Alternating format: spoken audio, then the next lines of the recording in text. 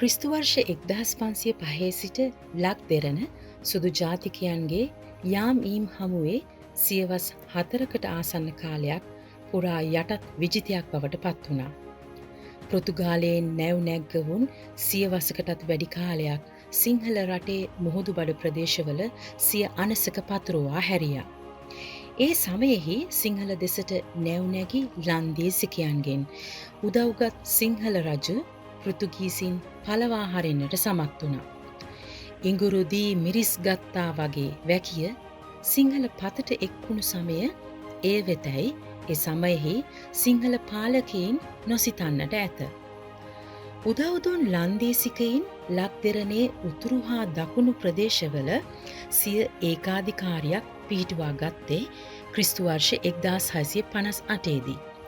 ඉන් සියවසකත් අඩ සියවසකට ආසන්න කාලයක් සිය අනසක පතුරවාලු ලන්දේසිකයින්ව ලක් දෙරණින් පිටමං කරන්නට එකල රජදරුවන්ට සහය දුන්නේ ඉංග්‍රීසිකයින්.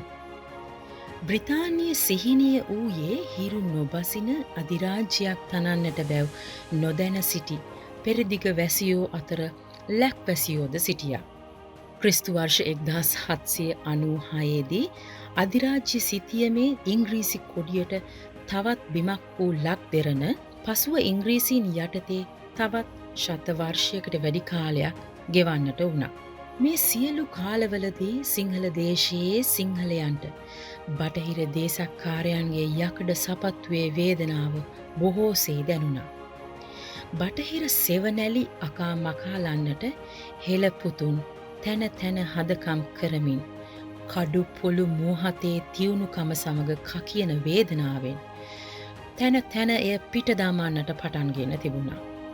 කැරලි කෝලහාල මැද දාස් ගණන් වාතයට මොසූ හෙළ රණශූරත්වය අවසාන කිලිටි දෑත් මතින් සුදු යකඩ සපත්තුව තලා දැමුවා.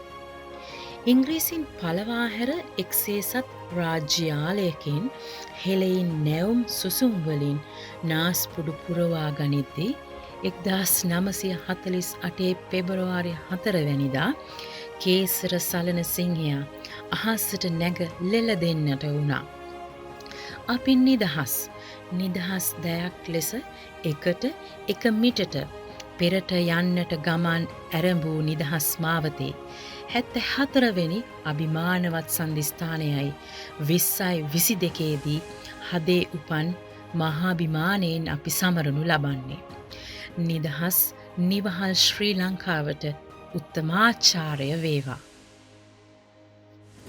Sri Lanka's independence commemoration often kindles nostalgic memories of its first Prime Minister, Right Honourable Disssanayake, hoisting the Sri Lanka's national flag on the 4th of February 1948, following the Duke of Gloucester's lowering of the Union Jack on behalf of the British Crown at the independence ceremony at the specially built Independence Hall at Torrington Square in Colombo.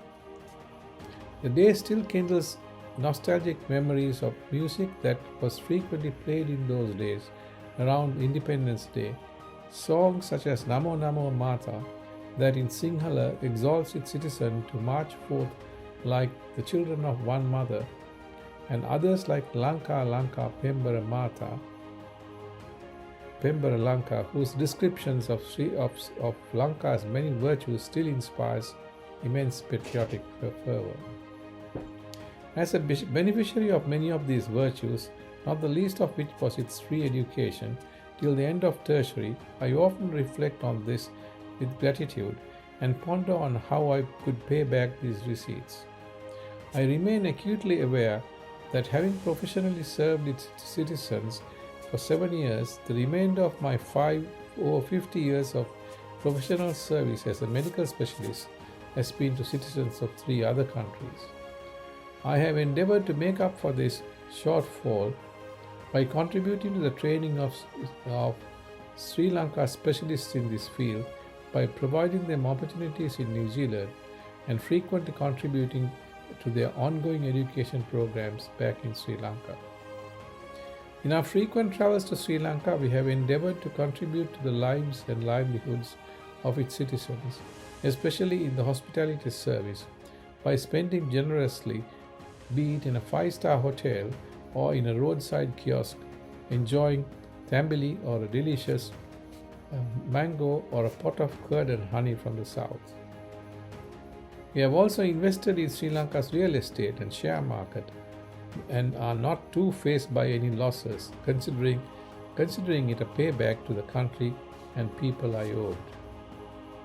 For nearly 3 decades, I have persistently and relentlessly defended Sri Lanka from baseless and vicious misinformation and denigration in the international and national media and among politicians in New Zealand and internationally during its 30-year war that successfully rescued Sri Lanka from tiger terror. This is the payback that gives me the greatest satisfaction. The steely resolve of the Sri Lanka's then president in April 2009 to continue with the offensive despite pressure from UK, France and India to withdraw a few weeks before its final victory, reminding them that Sri Lanka was no longer their colony, highlighted a significant aspect of the independence we celebrate today. Today, Sri Lanka is in the throes of another war, that against COVID. However, following an admirably successful vaccination drive and the return of tourism income and foreign remittances, we have every reason to be confident of a successful outcome in this war too, similar to that in the terrorist war, especially with the same drivers at the wheel.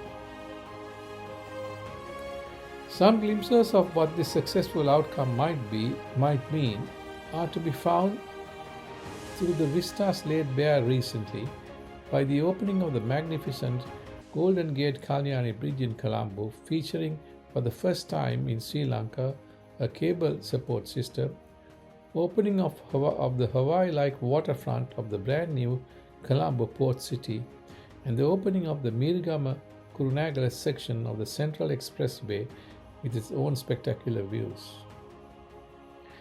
These never-before-had experiences are now being eagerly lapped up by Sri Lankans of all hues. With these dreams of the future gradually becoming a reality, I can only exhort all Sri Lankans to respond to the call of his national anthem and march forward to prosperity in unity like children of one mother. Thank you. With regards to Independence Day of Sri Lanka, the first thing that comes to mind is the legacy of how independence came about. What is the Walgampola inheritance? People died for us to be free from the British Empire. It was anti-colonial, it was anti-imperialist, and now when we look at the state of Lanka today, have we honoured that legacy and that inheritance? What people essentially died for. We have systemic genocide against our Tamil people to the point where they are asking now for independence, which is fair enough. It has come to that point where it feels like the only solution after decades of oppression. We have to then look at the dynamics within our own communities. We have become so commercialized in our thought and colonial, where we have replaced our cultural identity and sense of belonging with professions, whether it be doctors, engineers, lawyers, or accountants. It feels like we've just traded who we are as Sri Lankans as professions and participants within the colonial migrant experience. So with regards to independence and how we celebrate, every year there might be an event, an MP might come through, give us a pat on the back and say, good on you, Sri Lankans, we love you. However, this is an opportunity for us to have more difficult existential conversations within our community. What do we foresee for Sri Lanka as it currently is as a nation state going forward? What needs to change? Not just in the motherland, but also here within our communities. So when I see Independence Day coming up, that's where I feel the opportunity is for us to have those conversations. Happy independence, free from colonialism, free from the imperialist British Empire, but have we simply just absorbed ourselves back in